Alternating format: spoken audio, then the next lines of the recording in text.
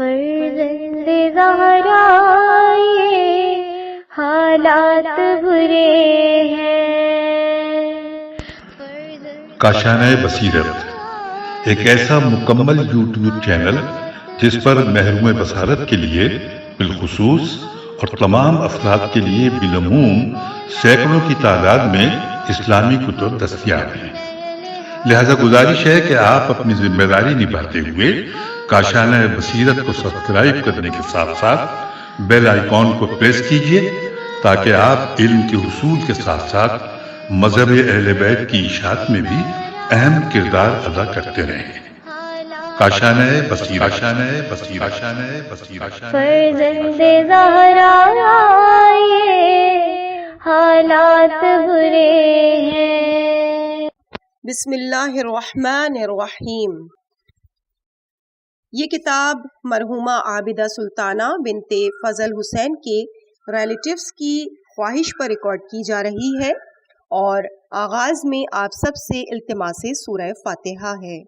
مرحومہ عابدہ سلطانہ بنت فضل حسین اور کل مومنین مومنات۔ اعوذ باللہ من الشیطان الرجیم، بسم اللہ الرحمن الرحیم۔ عزیز سامعین السلام علیکم۔ کتاب معالی الصبطین کی جلد نمبر 1 کی ریڈنگ کا یہ 11واں پارٹ ہے اور یہ کتاب کاشانۂ بصیرت کی جانب سے ریکارڈ کی جا رہی ہے۔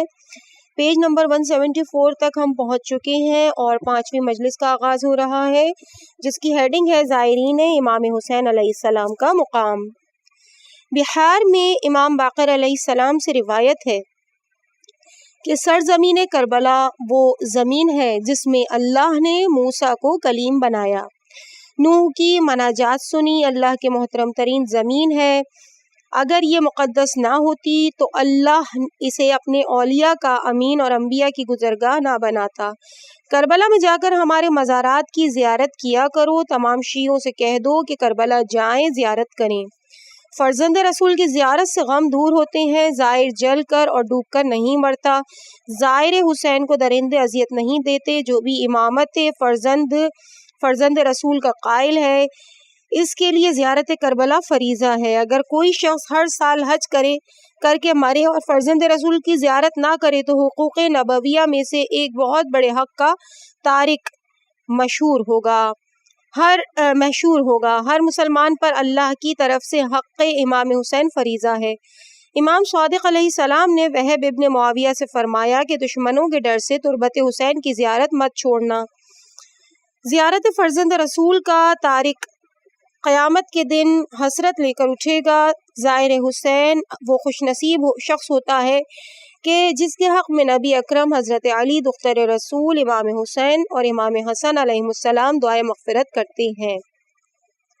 کیا آپ یہ نہیں چاہتے کہ آپ کے تمام گناہ معاف ہو جائیں؟ کیا آپ یہ نہیں چاہتے کہ آئندہ 70 برس تک آپ کے نامہ اعمال گناہوں سے صاف رہیں؟ کیا آپ یہ نہیں چاہتے کہ آپ دنیا سے جائیں تو آپ کے نامہ اعمال میں کوئی گناہ نہ ہو؟ کیا آپ یہ نہیں چاہتے کہ قبر میں نبی اکرم آپ سے مصافحہ کریں؟ جو شخص قیامت کے دن نور کے دسترخوان پر بیٹھنا چاہتا ہے اسے زائر فرزند رسول ہونا چاہیے۔ جو شخص بقصد زیارت گھر سے چلے اگر پیدل چلتا ہے تو ہر قدم کے عوض اس کے نامہ اعمال میں ایک نیکی کا اضافہ ہوگا اور ایک برائی محو کی جائے گی۔ جب حضرت امام حسین علیہ السلام کے حرم میں پہنچے گا تو فلاح یافتہ افراد میں سے ہوگا۔ جب زیارت کرے گا تو اللہ اس کا نام فائزس کی فہرست میں لکھ دے گا۔ جب واپسی کا ارادہ کرے گا تو ایک ملک آ کر زائر کو کہے گا نبی کونین آپ کو سلام کہتے ہیں۔ خصائص میں حضرت صادق سے مروی ہے کہ جو شخص امام حسین کی زیارت کرے گا اسے اتنا ثواب ملے گا جتنا اس شخص کو ثواب ملے گا جس نے اسلامی سرحدوں کے تحفظ کی خاطر 1000 گھوڑے عطا کیے ہوں۔ اسے اتنا ثواب ملے گا جتنا ان شہداء کو ملے گا جو حضور کے قدموں میں شہید ہوئے ہوں۔ اسے ہر قدم کے عوض ایک غلام آزاد کرنے کا ثواب ملے گا۔ زائر فرزند رسول کو 100 نبی مرسل کے ساتھ جہاد کرنے کا ثواب ملے گا۔ زیارت کی تیاری میں جتنی رقم خرچ کرے گا ہر قدم کے عوض کوہ احد کی مقدار کے مطابق نیکیاں ملیں گی۔ آپ نے فرمایا اللہ اور نبی اللہ کی خوشنودی ان تمام جزاؤں کے علاوہ ہوگی۔ نبی اکرم زائر حسین کے لیے دعائے خیر فرماتے ہیں۔ جب زائر گھر سے روانہ ہوتا ہے تو ہر طرف سے 6000 ملائکہ اس کے گرد ہوتے ہیں۔ زائر کو ایک ایک قدم پر دعا دیتے ہیں۔ سورج کی تمازت اس کے تمام گناہوں کو ختم کر دیتی ہے۔ جب سفر زیارت میں زائر کو پسینہ آتا ہے تو خواہ یہ پسینہ گرمی کی وجہ سے ہو یا تھکاوٹ کی بدولت، پسینے کے ایک ایک قطرے کے عوض اللہ 70,000 ملائکہ پیدا کرتا ہے جو تا قیامت زائر کے لیے تسبیح اور استغفار کرتے رہیں گے۔ جب زائر زیارت کے لیے آب فرات سے غسل کر لیتا ہے تو اس کے تمام گناہ ختم ہو جاتے ہیں۔ نبی اکرم پکار کر فرماتے ہیں میرے مظلوم فرزند کی زیارت کے لیے مصائب سفر جھیلنے والوں، میں محمد صلی اللہ علیہ وآلہ وسلم تمہیں جنت میں اپنے پڑوس کی بشارت دیتا ہوں۔ حضرت علی فرماتے ہیں میرا مقتول عبرت بیٹے کے زوار، میں علی تمہاری تمام ضروریات خواہ دنیاوی ہوں یا اخروی کے پورا کرنے کی ضمانت دیتا ہوں۔ زائر جب صحن فرزند فاطمہ میں قدم رکھتا ہے تو ہر طرف سے ملائکہ اسے گھیر لیتے ہیں۔ جب زائر حرم امام مظلوم میں داخل ہوتا ہے تو امام حسین اسے دیکھ کر اس کے لیے اللہ سے دعائے مغفرت کرتے ہیں۔ امام حسین کے ساتھ تمام انبیاء اور ملائکہ بھی شامل دعا ہو جاتے ہیں۔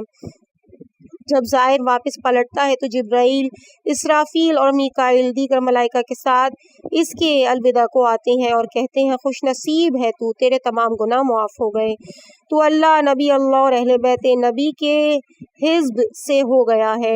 نہ تو کبھی آتش جہنم تیرے سامنے آئے گی، نہ تو آتش جہنم کو دیکھ سکے گا، آتش جہنم کبھی تیرے جسم کے قریب تک نہ آئے گی۔ پھر ایک ہاتف پکار کر کہتا ہے خوش بخت تھا تو، تجھے جنت مبارک ہو۔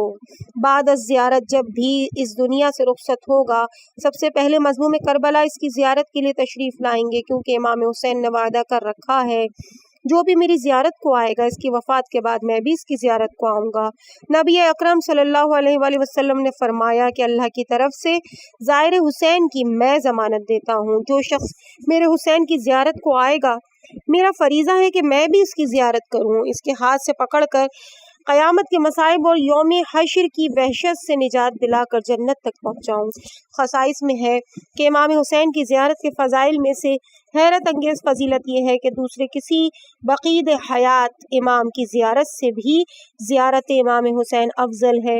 ابن ابی یعفور سے مروی ہے کہ میں امام صادق کی خدمت میں آیا اور عرض کی کہ قبلہ صرف آپ کی زیارت کے لیے بہت سے مصائب برداشت کر کے آیا ہوں۔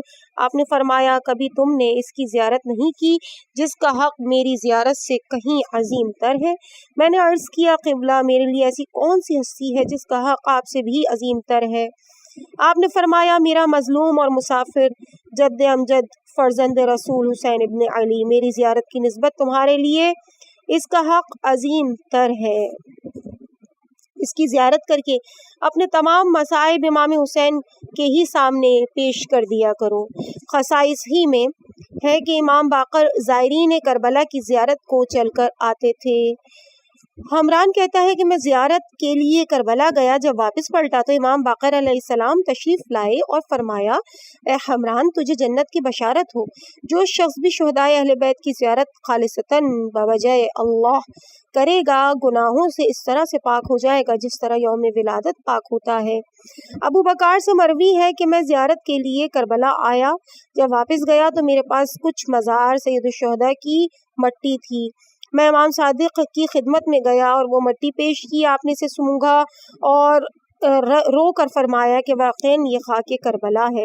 امام صادق علیہ السلام سے مروی ہے کہ قیامت کے دن ایک ملک عرض محشر میں ندا دے گا کہ زوار حسین کہاں ہیں؟ تمام زائرین سامنے آئیں گے اور کہیں گے ہم ہیں۔ سوال ہوگا زواری کس لیے کی تھی؟ جواب ہوگا کہ نبی اکرم حضرت علی جناب فاطمہ سے محبت اور غربت حسین پر اظہار افسوس کے لیے زیارت کی تھی۔ انہیں یہ کہا جائے گا اگر ایسی بات ہے تو سامنے دیکھو وہ محمد و علی علیہ السلام ہے، تم نے ان کی خوشنودی کے لیے اتنے مصائب جھیلے، جاؤ ان کے سایہ شفقت میں چلی جاؤ۔ تمام زائرین لوار الحمد کے زیر سایہ آ جائیں گے۔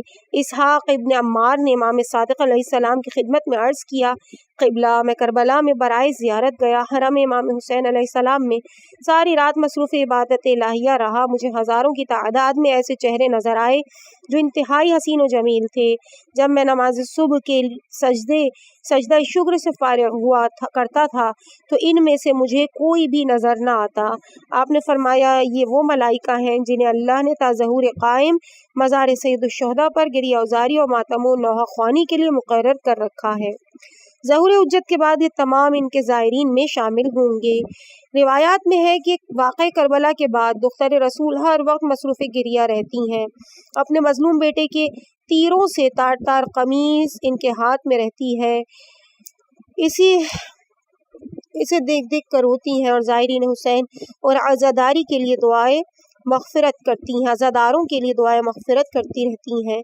بہار میں قدامہ ابن زائرہ سے مروی ہے کہ میں امام سجاد علیہ السلام کی خدمت میں آیا، آپ نے مجھے فرمایا، اے ابن زائدہ، میں نے سنا ہے کہ تو کربلا میں فرزند رسول کی زیارت کو جاتا ہے، حالانکہ تجھے موجودہ حکمران عزت کی نگاہ سے دیکھتے ہیں اور وہ حکمران ہمارا نام تک سننا گوارا نہیں کرتے۔ میں نے عرض کیا، اے فرزند رسول، خواہ حکمران مجھ سے ناخوش رہیں یا ناخوش، میں نے کبھی اس بات کی پرواہ نہیں کی، مجھے مرنا ہے اور میں صرف اور صرف خوشنودی خدا اور رسول کی خاطر کربلا جاتا ہوں۔ اگر کوئی ناراض ہوتا ہے تو میری بلا سے، اس سلسلے میں اگر ان کی طرف سے مجھے کسی سزا جھیلنے کا موقع مل گیا تو بھی میں بخدا بخوشی قبول کر لوں گا۔ آپ نے فرمایا، کیا واقعی ایسا ہے؟ آپ نے 3 مرتبہ فرمایا۔ میں نے 3 مرتبہ جواب میں عرض کیا، واقعی ایسا ہے، خدا نہ کرے اگر کبھی یہ اتفاق ہو گیا تو آپ سن لیں گے کہ میں کس طرح ان مصائب کو برداشت کرتا ہوں۔ آپ نے فرمایا کہ اے فرزند زائدہ، تجھے بشارت ہو، تو خوش قسمت ہے، تو خوش نصیب ہے۔ میرا دل چاہتا ہے آج تجھے وہ بات بتاؤں جو مجھے میرے شریکت الحسین پھوپھی نے 12 محرم کو سنائی تھی، جب واقع کربلا ہو چکا۔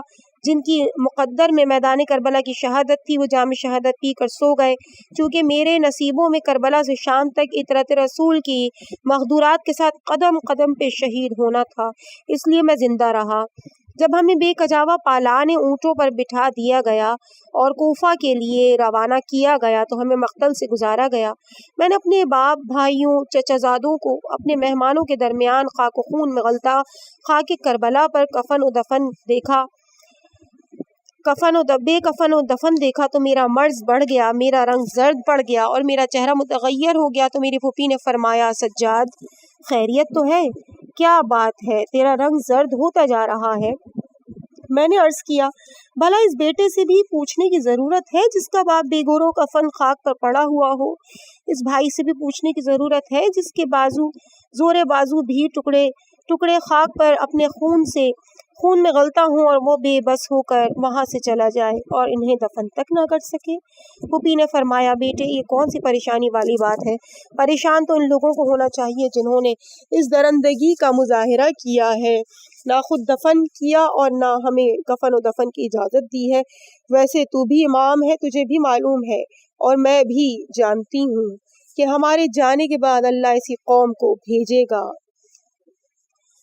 جنہیں یہ فرعون مزاج نہیں پہچانتے، لیکن وہ لوگ آسمان اور زمین کے ملائکہ میں معروف ہیں جو نہ صرف ان کشتگان عبرت کو دفن کریں گے بلکہ تیرے باپ اور میرے بھائی کے مزار پر ایسی علامت نصب کریں گے کہ جو تا قیامت نہ ملے گی۔ آئمہ کفر ہر چند اسے مٹانے کی کوشش کریں گے، لیکن ہر دور میں تیرے بابا کی شہادت کی چمک میں اضافہ ہی ہوگا۔ بیٹے، مجھے ایمن نے بتایا تھا کہ ایک دن میرے نانا اپنی دختر نیک اختر کے گھر تشریف لائے۔ میری طاہرہ ماں نے ان کے لیے کھانا پکایا۔ میرے علی بابا کھجور کا ایک طبق لائے، جب کھانا تناول فرما چکے تو کھجور کھائی۔ اس کے بعد ایسی مسرت نمایاں ہوئی جسے تمام اہل بیت نے محسوس کیا۔ سرور انبیاء سجدہ ریز ہو گئے، ابھی سجدے سے سر اٹھایا نہ تھا کہ آپ گریہ کرنے لگے۔ انہیں روتا دیکھ کر میرے بابا، میری ماں اور حسنین سب رونے لگے۔ کافی وقت گزر جانے کے بعد میرے بابا نے عرض کیا، قبلہ، اللہ آپ کی آنکھ میں ہمیں آنسو نہ دکھائے، کیا بات ہے؟ ہمیں بھی اپنے غم میں شریک فرما لیجئے۔ حضور نے فرمایا جس طرح میری مسرت آپ لوگوں کی وجہ سے تھی اس طرح میرا غم بھی آپ ہی کی وجہ سے ہے۔ جب میں نے آپ کو جمع دیکھا تو بہت خوش ہوا، ذات احدیت کی اس نعمت پر شکر سجدہ کیا۔ سجدے ہی میں جبرائیل نے اللہ کی طرف سے سلام کے بعد تم لوگوں کی فردن فردن حالات بتائے۔ ان حالات میں سب سے زیادہ مسائب میرے حسین بیٹے کے بتائے جو میدان کربلا میں اپنی تمام ذریت کے ساتھ بھوکا اور پیاسا شہید کیا جائے گا، پھر میری بہو بیٹیوں کی سروپا پر ہے نا شہر بشہر تشہیر کیا جائے گا۔ جبرائیل نے مجھے بتایا ایسا کرنے والی میری نبوت کا کلمہ پڑھتے ہوں گے، فی الواقع یہ لوگ کافر ہوں گے۔ جس دن میرا یہ بیٹا شہید ہوگا اس دن قریش پر زلزلے ہوں گے، پہاڑ تھر تھرا رہے ہوں گے، سمندر کی موجیں ایک دوسرے سے ٹکرا رہی ہوں گی، اہل آسمان گریہ کنا ہوں گے، عرش الہی لرزہ بندام ہوگا۔ اہل آسمان، اہل ارض اور ارض و سما کے مابین کی ہر مخلوق میرے اس مظلوم بیٹے کی غربت پر ترس کر کے اللہ سے اس کی نفرت کی امداد کے اذن کی درخواست کریں گے۔ اللہ فرماتا ہے کہ میں عزیز و جبار ہوں، میں انتقام لینے پر قادر ہوں، مجھ سے کوئی چیز بھاگ نہیں سکتی۔ میں ان لوگوں کو عالمین کے گناہ گاروں کی نسبت ایسا سخت عذاب دوں گا کہ جہنم کا ہر باسی ان کافروں کے عذاب کو دیکھ کر عبرت حاصل کرے گا۔ پھر تمام کائنات قاتلین حسین اور ظالمین اطرت نبویہ پر لعنت کرے گی اور یہ سلسلہ لعنت تا قیامت جاری رہے گا۔ ارشاد الہی ہے میرے حاملین عرش یاقوت اور زمرد کے برتنوں میں آب حیات لائیں گے جس سے وہ ان شہداء کو غسل دیں گے، جنت سے کفن آئیں گے، جنت سے کافور آئے گی، تمام ملائکہ ان کی نماز جنازہ پڑھیں گے۔ پھر میری امت سے ایک ایسا گروہ اٹھے گا جنہیں یہ کافر نہیں جانتے ہوں گے اور یہ لوگ میرے پاس بیٹے کے قتل میں قولاً اور فعلاً شریک نہیں ہوں گے۔ وہ مظلومین کربلا کہ اجسام طاہرہ کو خاک کربلا کے سپرد کر کے ان کے غم میں ایسی علامت نصب کریں گے جو تا قیامت ان کی مظلومیت کی نشانی ہوگی۔ اہل حق کے لیے یہ شہداء مینار ہدایت ہوں گے، مومنین کے لیے ان کے اجر و ثواب میں باعث سے اضافہ ہوگا۔ ہر آسمان سے ملائکہ اتر اتر کر تا قیامت ان شہداء پر درود بھیجتے رہیں گے، ان زائرین کے نام مع ان کے قبیلے اور وطن کے لکھتے رہیں گے، ان کے چہروں پر ایسی علامت نور لگائیں گے جن سے یہ لوگ لاکھوں میں بھی پہچانے جائیں گے۔ ان کی پیشانیوں پر نور سے لکھا جائے گا ھذا زائر الحسین، یہ ایسا نور ہوگا جسے دیکھ کر اہل محشر کی آنکھیں خیرہ ہو جائیں گی۔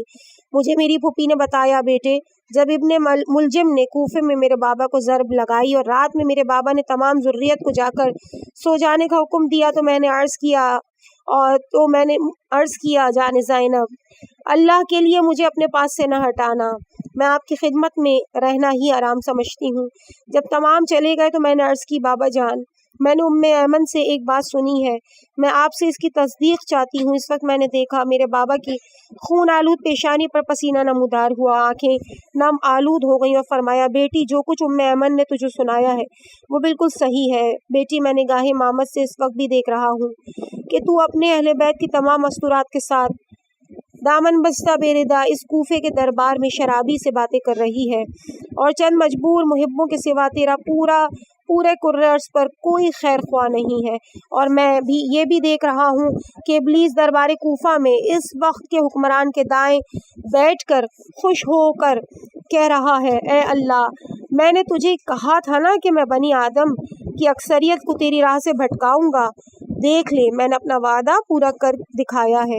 جناب سجاد نے مجھے فرمایا اے پسر زائدہ یہ بات اپنے پلے باندھ لے، اگر اس بات کی تلاش میں تجھے ساری زندگی مارا پھرنا پڑے اور تجھے مل جاتی تو بھی اسے اپنی زندگی کی تمام صعوبات کے مقابلے میں ارزان سمجھنا۔ معاویہ ابن وہب کہتا ہے کہ میں یوم عاشوراء امام صادق علیہ السلام کی خدمت میں حاضر ہوا، میں نے دیکھا کہ آپ اپنی جائے نماز پر سجدے میں تھے، میں خاموشی سے بیٹھ گیا، آپ سجدے میں فرما رہے تھے اے پروردگار تو نے ہمیں عزت بخشی ہے، ہمیں حق شفاعت دیا ہے، ہمیں امین رسالت بنایا ہے، ہمیں وارث انبیاء بنایا ہے، ہمیں تمام گزشتہ امتوں کا خاتم بنایا ہے، ہمیں وسیع رسول بنایا ہے، ہمیں ماضی اور مستقبل کے علم سے نوازا ہے، لوگوں کے دلوں کو ہماری طرف مائل کیا ہے۔ مجھے معاف فرما، میرے بھائیوں کو معاف فرما، زائرین حسین کو معاف فرما، وہ زائرین جنہوں نے محبت حسین میں اپنی دولت صرف کی، جنہوں نے ہماری محبت میں اپنے جسموں کو تھکایا ہے، جنہوں نے تیری بارگاہ سے ہماری محبت کے صلے کی امید میں ایسا کیا ہے، جنہوں نے زیارت حسین کر کے تیرے نبی کے دل کو ٹھنڈا کیا ہے، جنہوں نے زیارت حسین کر کے ہمارے حکم کی تعمیل کی ہے، ہمارے دشمنوں کے غصے کو بھڑکا دیا ہے، جنہوں نے زیارت حسین سے تیری خوشنودی چاہی ہے۔ اے اللہ انہیں ہماری رضا کی جزا دے، اے اللہ انہیں شب و روز کے حوادث سے محفوظ فرما، ان کے اور ان کے اہل و عیال کو محفوظ فرما جنہیں وہ پیچھے چھوڑ کر آئے ہیں، انہیں ہر سرکش ظالم کے شر سے محفوظ فرما، ہر شیطان کے شر سے ان کا تحفظ فرما، اپنی مخلوق کے ہر قوی اور ضعیف سے انہیں محفوظ رکھ، ہر جن و انسان کے سطر سے انہیں بچائے رکھ۔ اپنے سفر کی غربت میں ان لوگوں نے تیری ذات سے جو امیدیں وابستہ کر رکھی ہیں ان سے بھی زیادہ انہیں عطا فرما۔ ان لوگوں نے ہمیں اپنی اولاد اور اقربا پر ترجیح دی ہے، تو بھی انہیں محبوب سمجھ میرے اللہ۔ تو جانتا ہے کہ ہمارے دشمنوں نے زیارت پر ان کا مذاق اڑایا ہے، مگر ان لوگوں نے ہماری محبت میں ہمارے اعداء کے مذاق اڑانے کی کوئی پرواہ نہیں کی اور ہماری طرف آنے سے نہیں رکے۔ اے اللہ ان چہروں پر رحم فرما جو سفر زیارت میں دھوپ سے بدل گئے ہیں، ان رخساروں پر رحم فرما جو قبر حسین سے مسح ہوئے ہیں، ان آنکھوں پر رحم فرما جن سے ہماری محبت میں آنسو ٹپکے ہیں، ان دلوں پر رحم فرما جو ہمارے لیے ہماری مظلومیت پر غمزدہ ہوئے ہیں اور ہمارے غم کی تپش سے جلتے رہے ہیں، ان آہوں پر رحم فرما جو ہماری مظلومیت پر ان لوگوں کے دلوں سے نکلی ہیں۔ اے اللہ میں ان نفوس اور ان جسموں کو تیرے سپرد کرتا ہوں، انہیں عظیم پیاس کے دن اپنے حوض سے سیراب فرمانا، انہیں داخل جنت فرما، ان کا محاسبہ آسان فرما، تو ہی کریم اور وہاب ہے۔ جب آپ سجدے سے فارغ ہوئے سر اٹھایا، میں سامنے آیا، سلام کیا، میں نے دیکھا آپ کا رنگ زرد تھا، غم روئے مبارک پر برس رہا تھا، آنکھوں سے آنسو موتیوں کی طرح لڑی کی مانند لگاتار ٹپ ٹپ گر رہے تھے۔ میں نے عرض کیا قبلہ اتنے شدید گریے کا کیا سبب؟ آپ نے فرمایا اے پسر وہاب کیا تو اتنا غافل ہے؟ کیا آج یوم عاشور نہیں؟ کیا آج وہ دن نہیں جس دن فرزند رسول پیاسا شہید ہوا؟ میں نے عرض کیا قبلہ اس دن اور کیا کرنا چاہیے؟ آپ نے فرمایا زیارت عاشورہ پڑھا کر اور جتنا رو سکتا ہے، جس قدر رو سکتا ہے اور جیسے روک سکتا ہے رویا کر۔ میں نے عرض کیا قبلہ ابھی آپ نے جو دعا زائرین حسین کے لیے کی ہے اس سے تو میں سمجھ رہا ہوں کہ کاش میں نے حج سے پہلے زیارت کی ہوتی۔ آپ نے فرمایا اب کون سا معنی ہے؟ تجھے کیا معلوم زائرین حسین کے لیے دعا کرنے والے زمین کی نسبت آسمانوں میں بہت زیادہ ہیں۔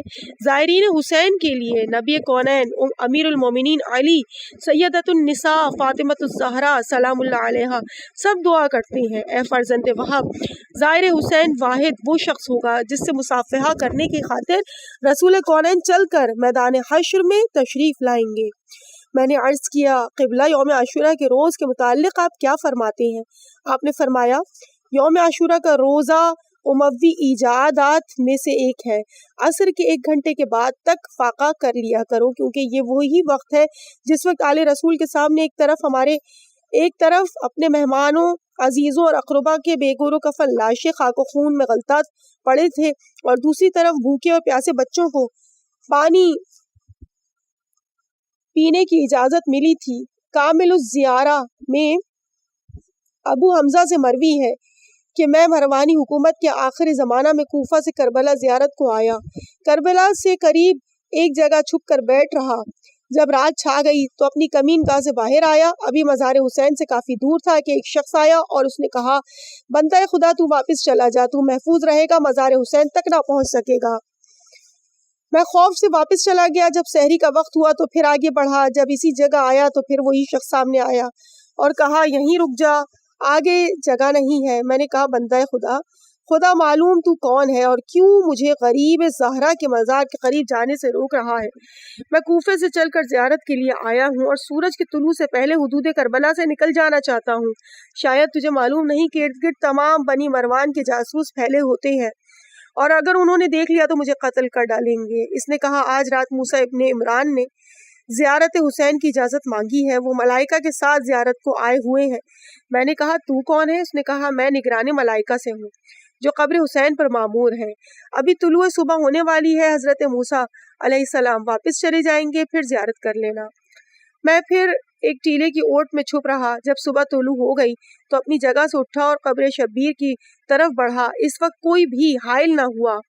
میں قریب آیا، زیارت پڑھی، قبر کا بوسہ لیا، نماز ادا کی اور قلت وقت کی وجہ سے فوراً واپس آ گیا۔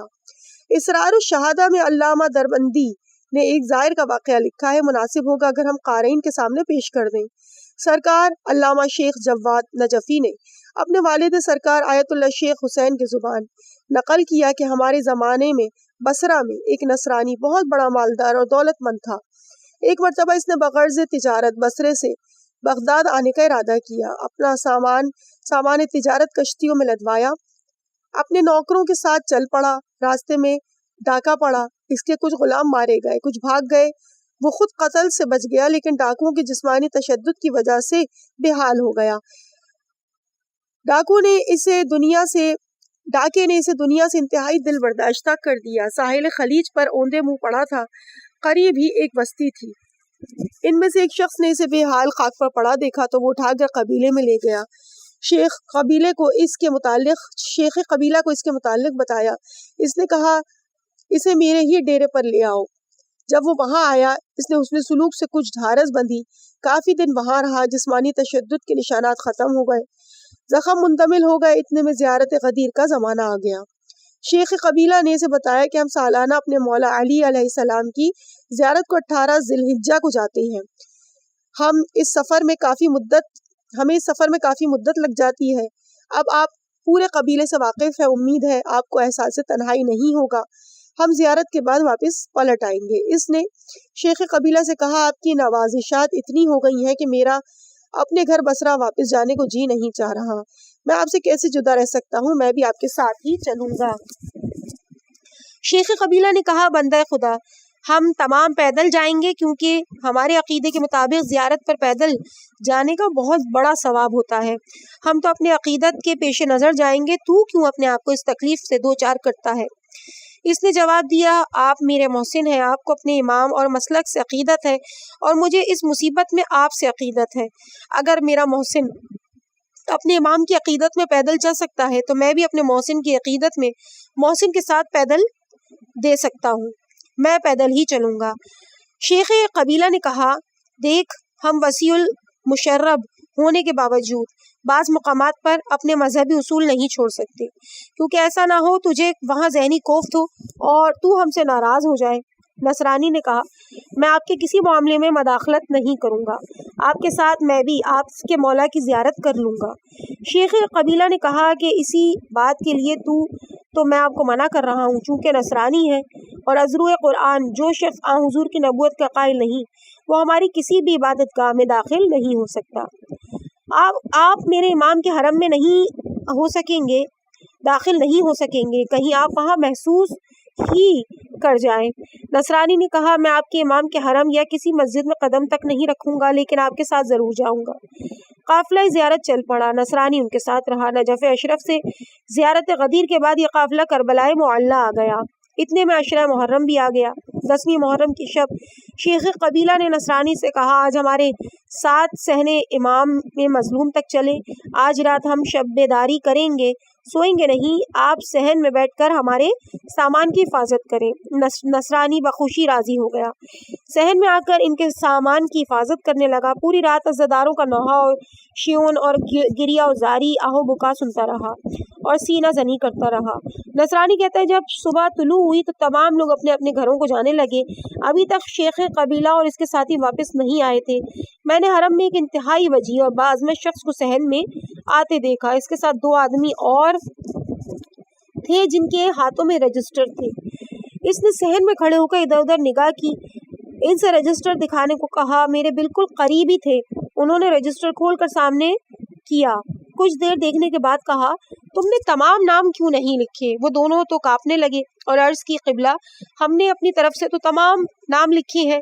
اس نے کہا ذرا اپنے رجسٹر کو بھی تو دیکھو اور صحن میں نظر کرو، فہرست مکمل نہیں ہے۔ دونوں نے ایک دوسرے کو دیکھا اور عرض کیا قبلہ حرم میں رواق میں اور صحن میں جتنے بھی افراد آئے ہیں ان کے ساتھ موجود بچوں تک کے نام لکھے ہیں، البتہ اس نصرانی کا نام نہیں لکھا۔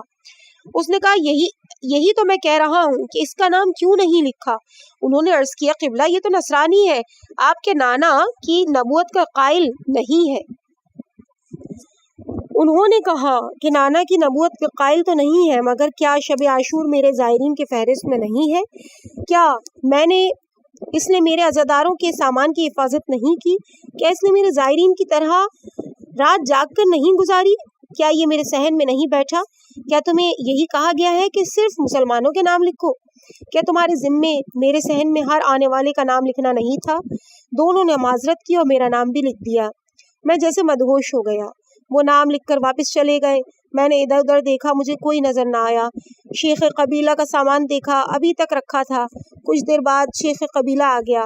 میں نے اسے کہا جلدی جلدی اپنی جگہ چلیں۔ اس نے وجہ پوچھی، میں نے کہا بس جلدی چلیں، وہیں جا کر بتاؤں گا۔ جب اپنی جگہ پر آئے تو میں نے اس سے پوچھا کہ یہ صحن کس کا ہے، یہ مزار کس کا ہے؟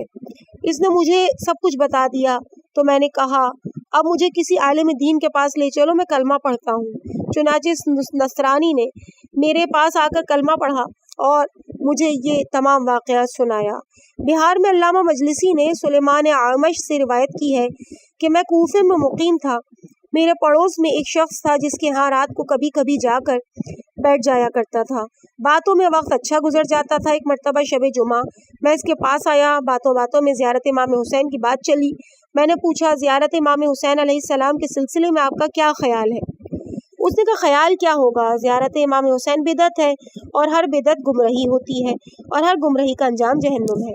میں اپنے غصے پر قابو نہ رکھ سکا، خاموش ہو کر اٹھ کھڑا ہوا اور چلا آیا اور دل میں کہا اب بات بگڑ جائے گی، صبح اس کے پاس آؤں گا اور اسے احادیث نبویہ سناؤں گا کہ جس نبی کا ہم کلمہ پڑھتے ہیں وہ تو زیارت امام حسین کو ثواب بتاتا ہے، پھر ہم بدعت کیسے مان لیں؟